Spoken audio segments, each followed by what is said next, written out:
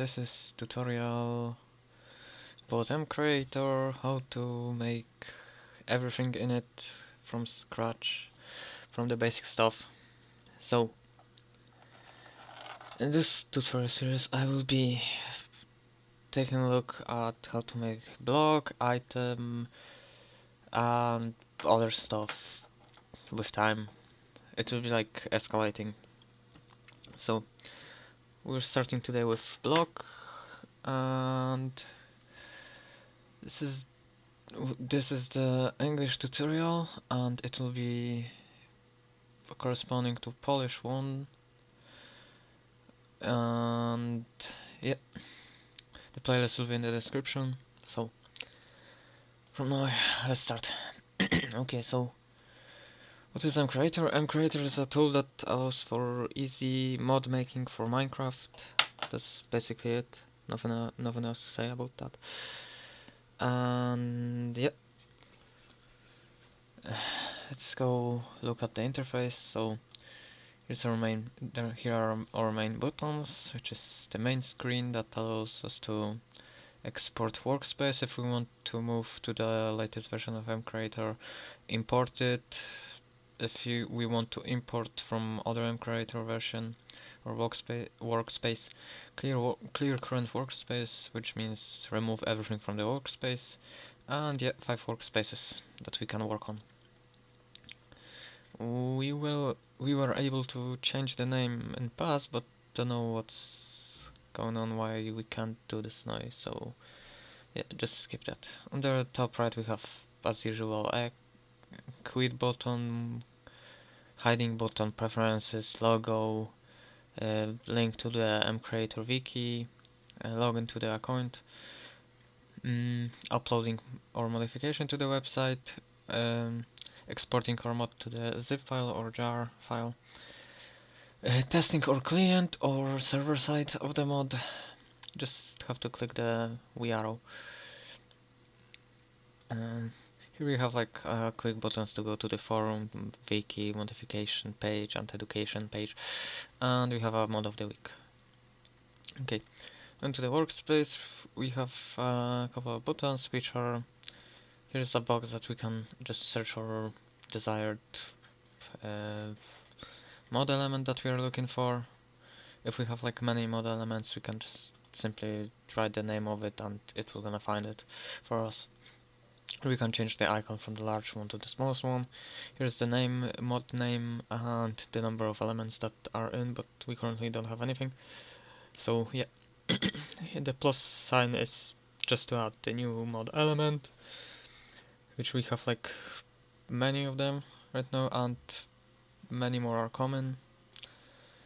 Editing button that we can just double click on mod element or just highlight it and click that and it will be like start to editing it.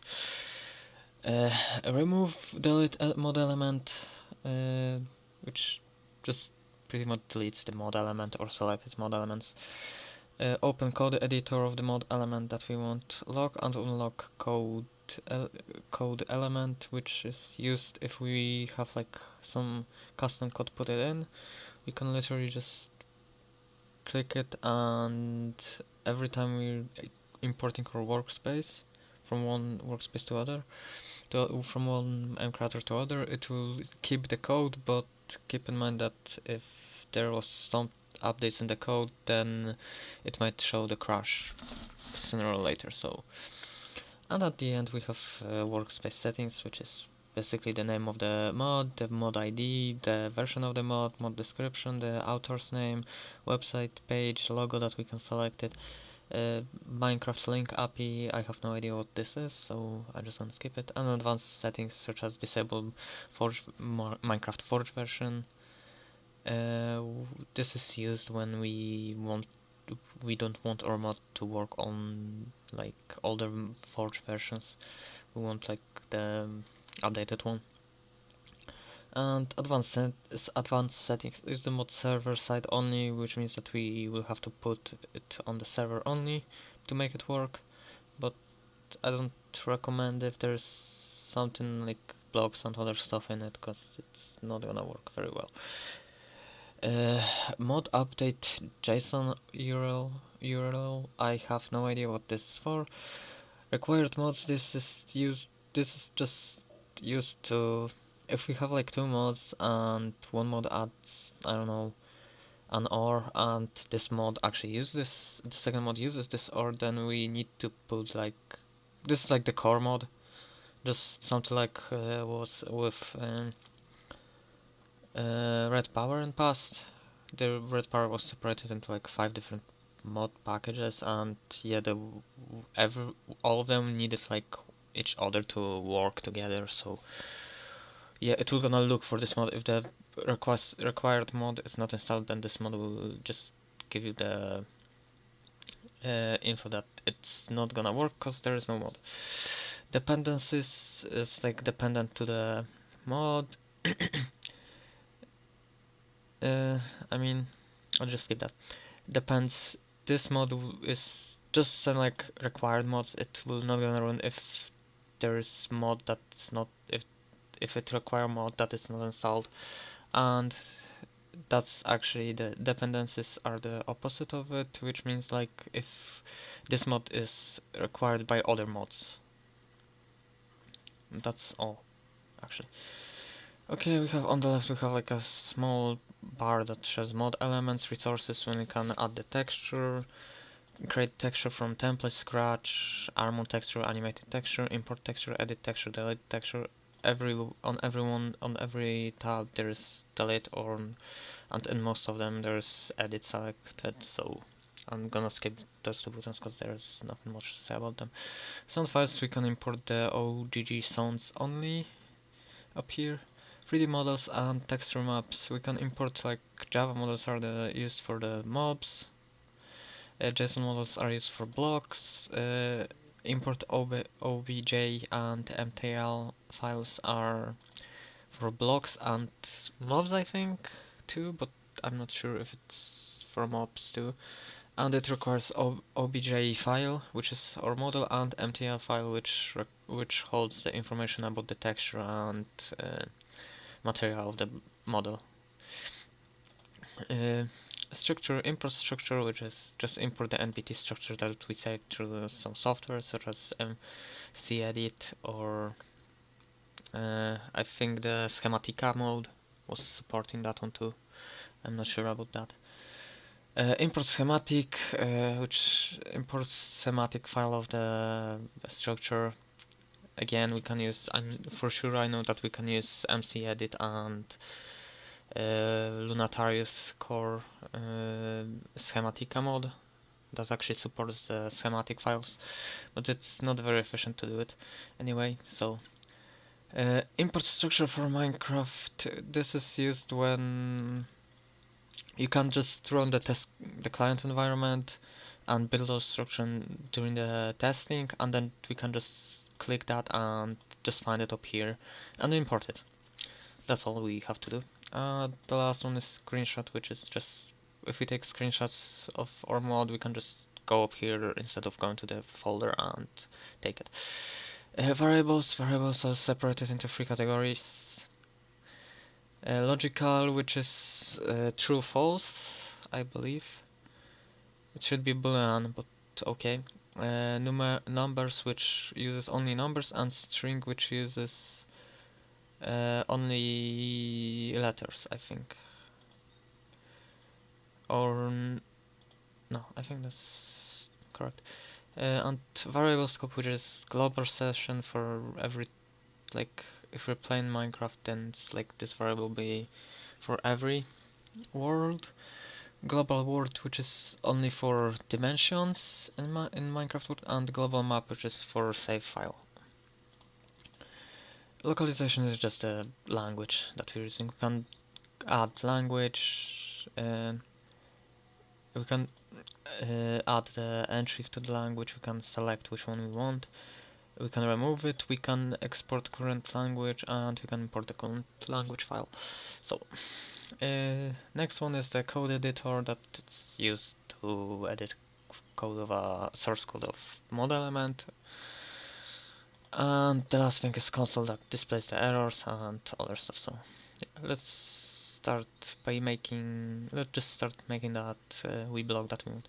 We're gonna make the new ore for this, so let's go and create the texture. And because I'm lazy, I'm not gonna use the, I don't have time and I'm a bit lazy, so I will just use this block item texture from template, because it's way efficient for me.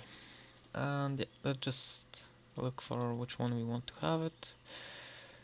For my one, I will use quartz textures because, yeah, well, why not? We can have it. Let's change the color of it, and yeah, this one is for like checking how, changing the size of our texture. This one selects the background layer that we can change the color, and this one is just by clicking this we have like a bar that we can just name bar that we can just select and find it, but on that button is the like open the window when we can just select the texture.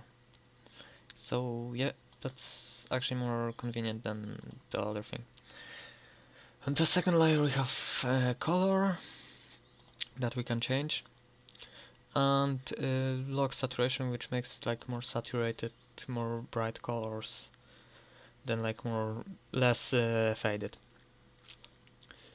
The last thing is rotation, that allows to rotate the texture that we want. I'm gonna have it like that because it's something different. And the last thing is just save what this texture is. Is it for block or item? We're gonna use it for block because we want to make a block, and say like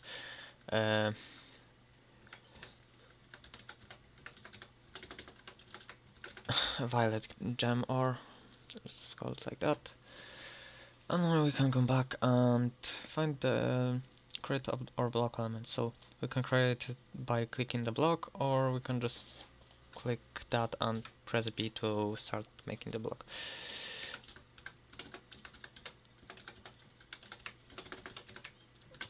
And yeah, let's just put our name of the class name for our block. And yeah, here we go. So this is where the texture goes, the top, left, front, right, back, bottom. I don't have to explain that because it's simple. So yeah, let's just select our texture. This is, I think, just to put like some information when we hover or mouse over the block in inventory. I believe that's it. I have no idea because I never used that. Block model, which is used for what we can use if we want to use a normal block, we can just select the normal block. Single texture block, which is just we can put our texture, one texture I think up here, because that's the one that is colored, and it will gonna use this texture for every side of it. And cross model is like just simply grass. I mean the cross grass or flowers. That's actually it. Rotation. Rotation is rotation. That's all. No rotation. Y-axis rotation. Rotation from the player side, which is like down, up, north, west, no, north, south, west, east. Y-axis from the block face, and the same thing but from the block face, and log rotation. So that's literally all. We don't want, I don't want to put any rotation for that one, so let's just leave that. Transparency. If we want to have a transparency in our block, we can just highlight that. It's just, if we were making, for example, a glass block, we need to have this, otherwise it will not gonna cut out the transparency, and our block will gonna have like black texture on it in some places. In the places where there's supposed to be no texture, it's supposed to be transparent. But yeah, and this is also required for model block models, so yeah, keep in mind. Transparency type solid is there is no transparency. Cutout is just cutting out the block, everything that is transparent. Cutout MIPED, I have no idea what's the difference between both of them, and translucted is that you can see the front of it, the back of it on the front. It's like going through the texture, and you can see it. Something like bad transparency modeling software such as Maya or Blender. Block dimensions and bounding boxes is just the coordinates of the bounding box for the block. If we want to have like somewhere in the center, then we have to cut from the x. We need to add it like if our block is, yeah, just take the coordinates. The whole block in Minecraft is like from 0 to 1. If we want to have a bounding box at the middle of it, then we need to put minimum x coordinates at 0.5 and maximum x coordinates at 0.5 to make it exactly at the middle at the x axis. But yeah, we don't need this for this block because it's a full block. It's mostly required for model block for 3D models, and yeah, we're not gonna use that now. Name in GUI, that's the name of our block that we're gonna find. So yeah, violet gem ore. Hardness is how hard this block will be, which corresponds to the time we're gonna spend to actually break it with our tool. So for this example, we want to have like 4. Resistance is the required resistance that corresponds to explosion. So if we have like 1, then explosion that has higher value than is stronger than 1, we're gonna destroy this. If our resistance is 5 and our explosion is like 3 or 4, then this block will not be destroyed by this explosion. But we don't want this, so but yeah, let's have it 13 because it's still stone. So yeah, anyway, has gravity. If checked, then it will gonna behave like sand or glass. I mean gravel. We're gonna fall if there is no ground below that. Creative tab, which is where we can find our block in creative mode.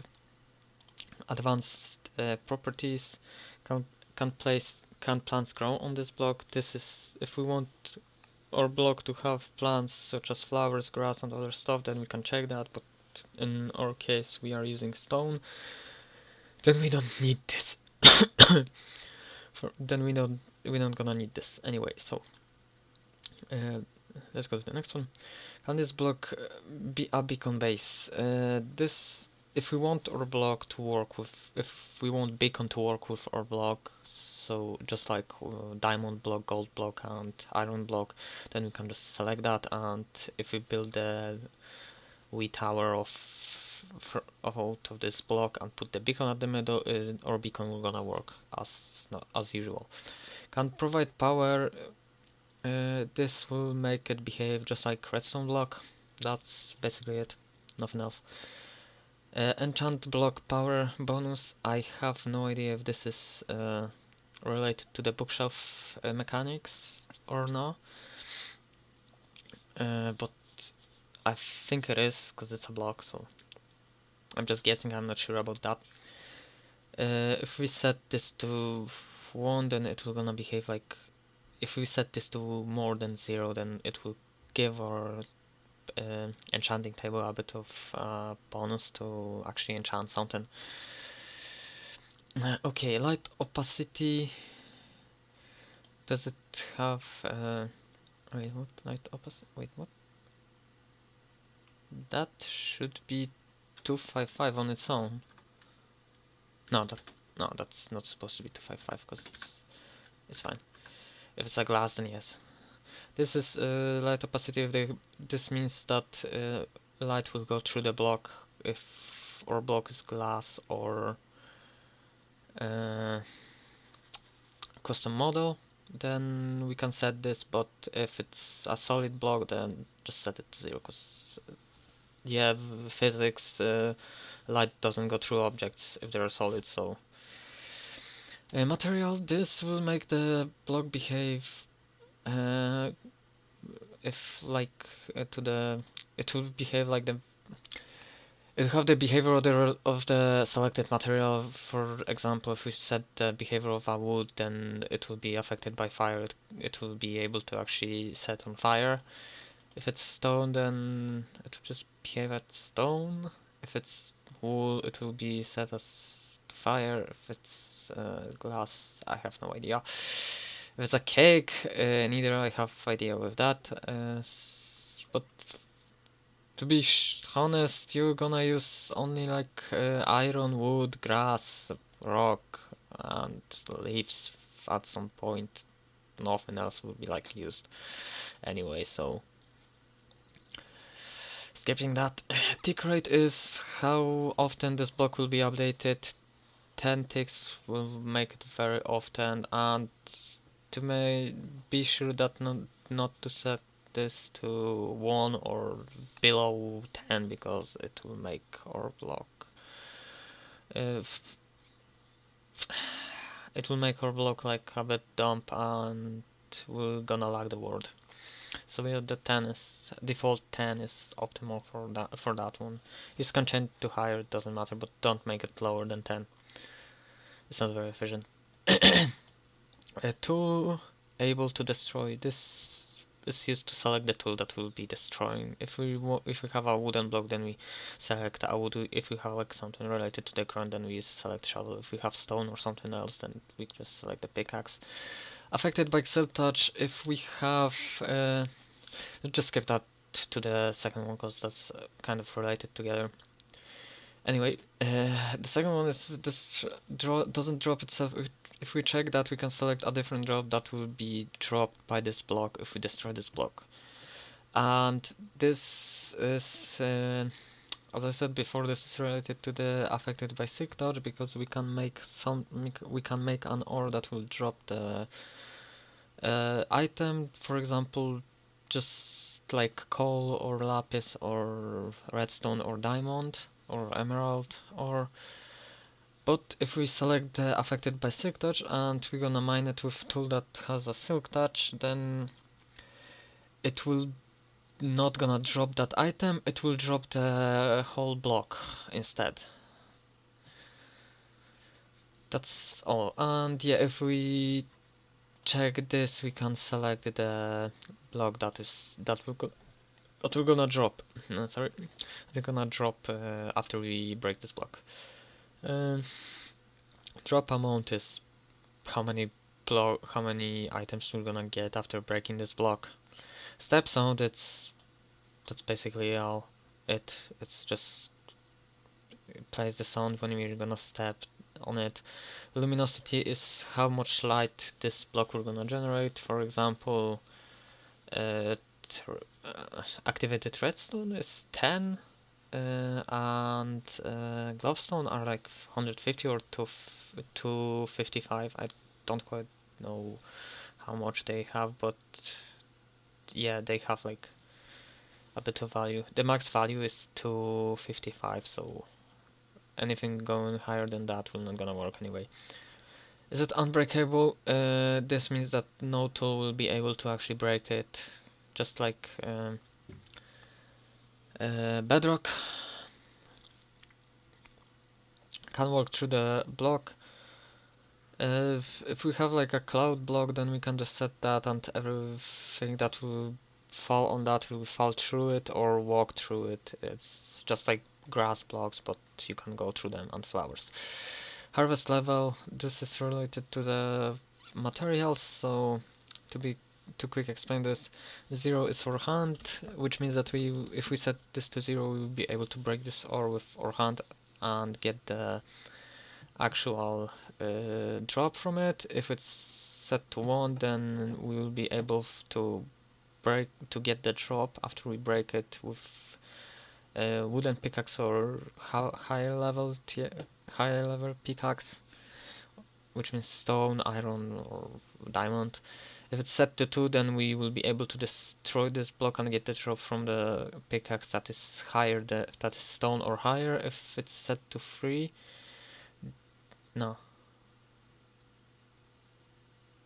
No, if it's set to 1, then the wood will be able to break this, but hand will not be able to get the drop from it. If it's set to 2, then stone pickaxe will be able to break it and get the drop, but wooden will not be able, same with hand. And if it's set to 3, then no, wait. For a second. Yeah, the iron will be able to break it. I think. It would, yeah, I'm right. Will the iron and diamond will be at level 3, something like that. I think 3-5 is diamond. I'm not sure about that. Or 4. Don't know. It was before 3. It was diamond before, so. Anyway, let's go further. Spawn particles. If we want to have a particle spawn by this block, we can select that, and it will behave just like redstone block when it's activated. Redstone ore block.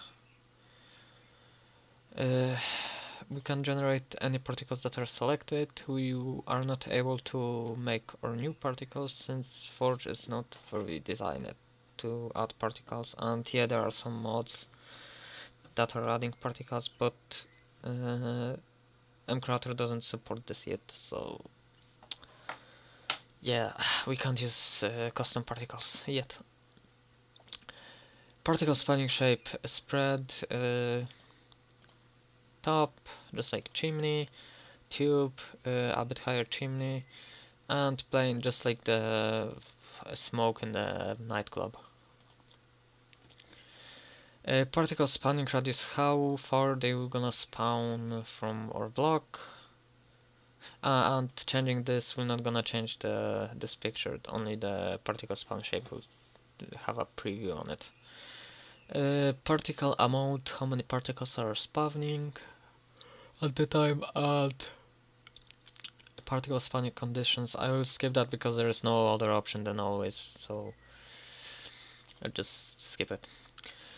Block tile entity and inventory. What does this mean? If we want our block to have inventory just like chest, then we can select that, and we can select the size inventory of the of this block, which is how many slots it has in it.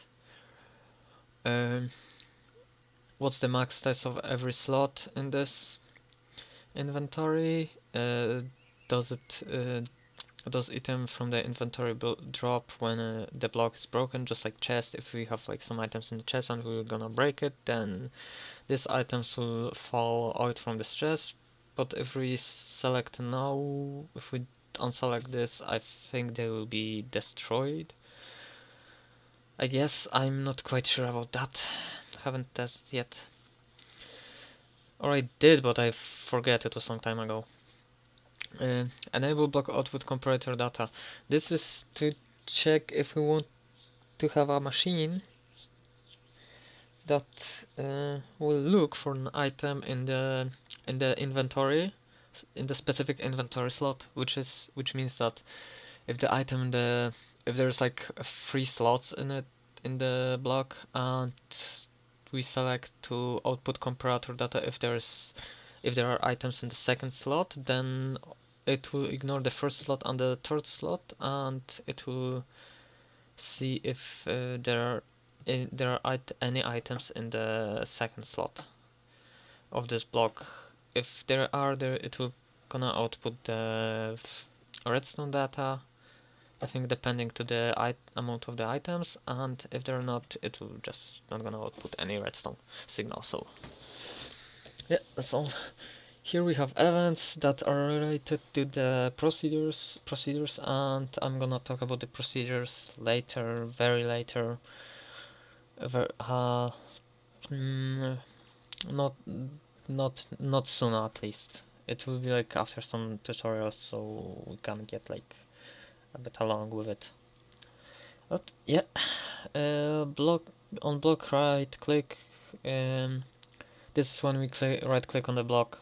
Just I know it's really obvious, but yeah, I'll just ignore that or skip that part if you know that already. It's for the tutorial purposes proposed. So anyway, this is when we right click on block. When block added, if we add this block to the inventory, I guess. When neighbor block changes, if the block next to this block is updated, then it will run the procedure. Update tick, which is related to the tick rate thing. Every 10 ticks, this procedure will be run. The block will run this procedure. A random tick update, which is any of that randomly. No, actually, no. This is random tick update is related to the update tick, but it's not related to the tick rate thing.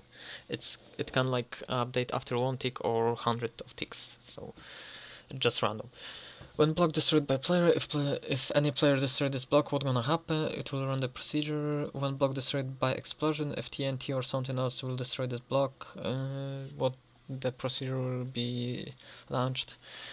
When player starts to destroying, when we start to hitting the block, this procedure will be run.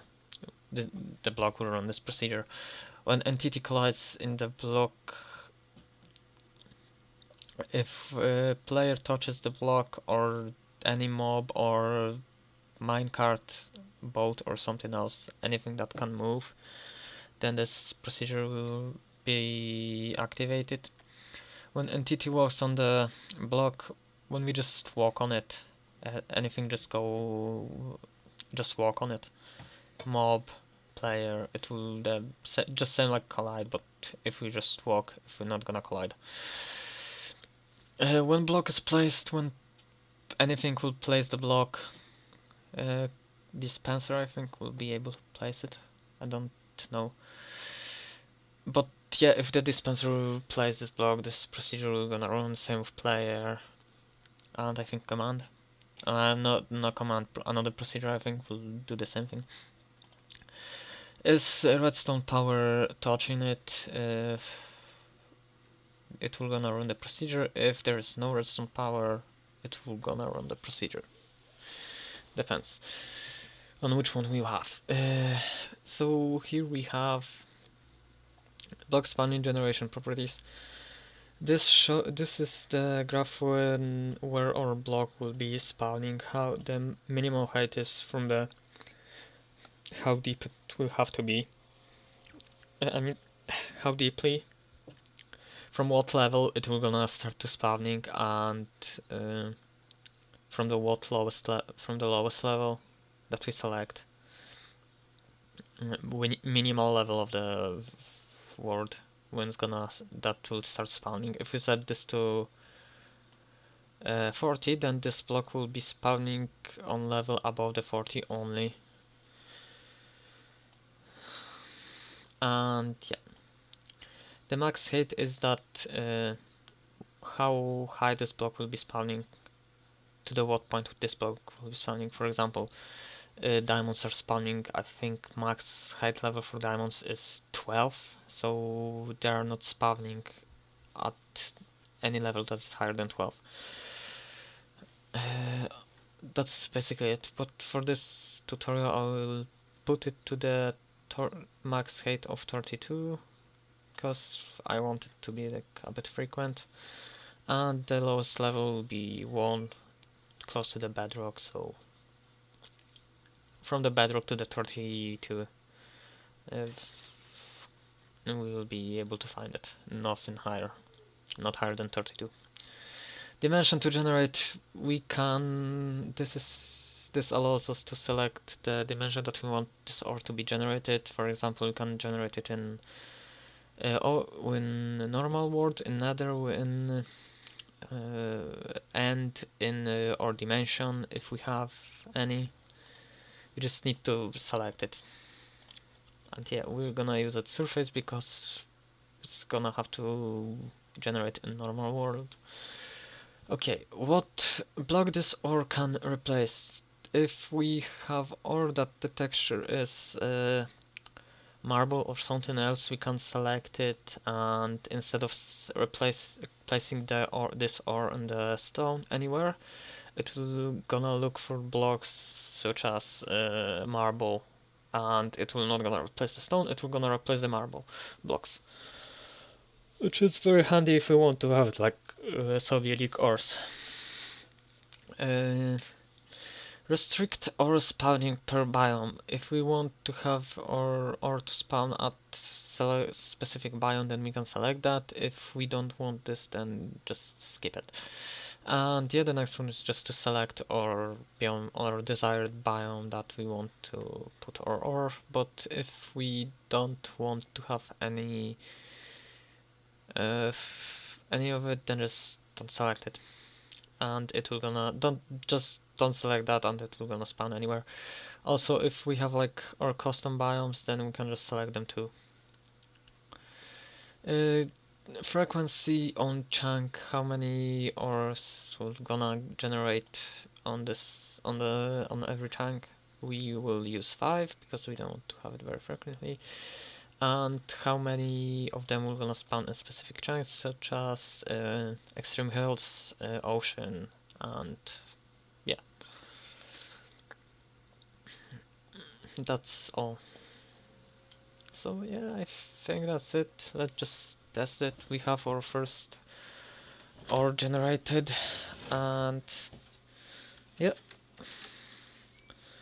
the next tutorial I will probably gonna do the item thing and how does the do the recipe for it, which is smelting for that one.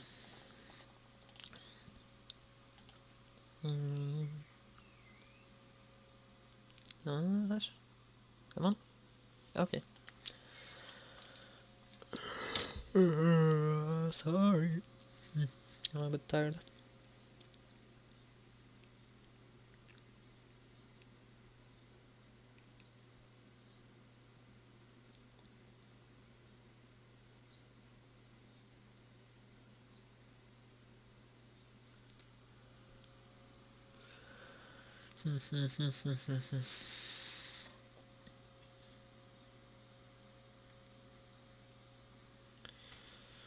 Let's see. It's loading. Let's cancel it.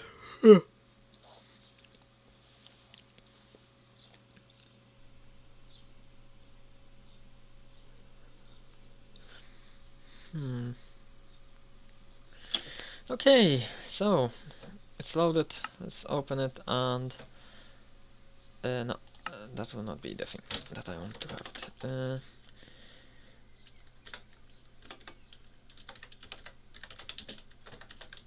English tutorial. Save it as creative because we don't want to look for this or doing anything else. Just want to quickly find it, and yeah, that's all. So, what's the plan for the next tutorials?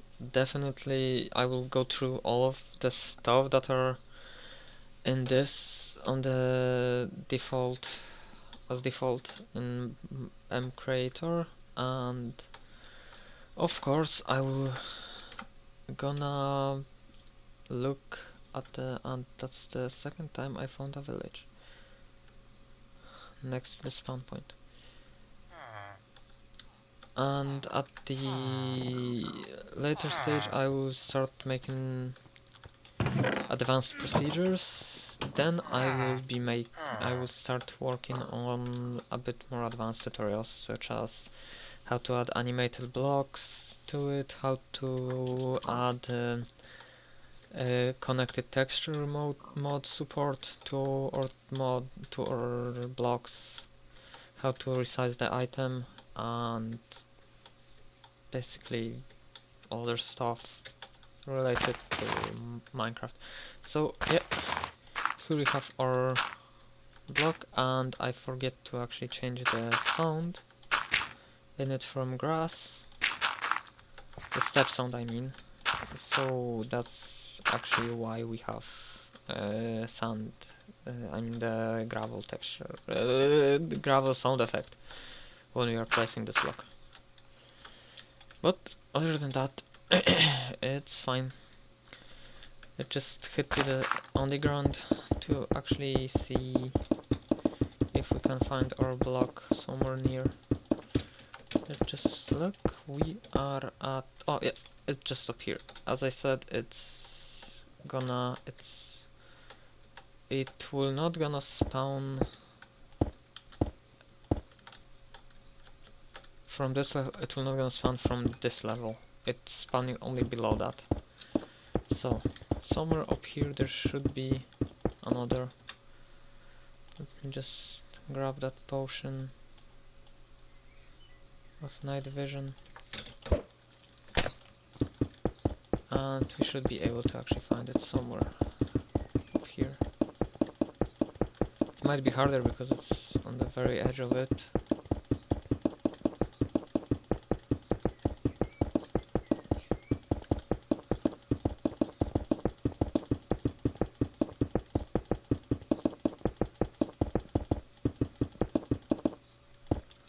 Yeah, just walk up here.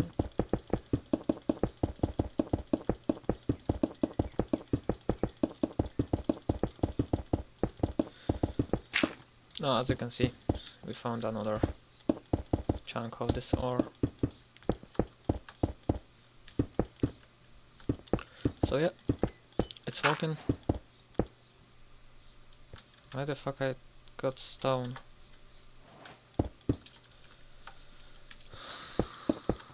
Okay, so yeah, that's literally it. Nothing else to say. Everything works fine as we wanted. We have our block spawning. So yeah, that's basically it. And yeah, to fix that thing just about the sound, just go and change this to stone, and it will gonna have the stone sound effect. But yeah, that's all from this tutorial. Thanks for watching, hope this was helpful, and yeah, I will see you in the next tutorial. So yeah, see ya.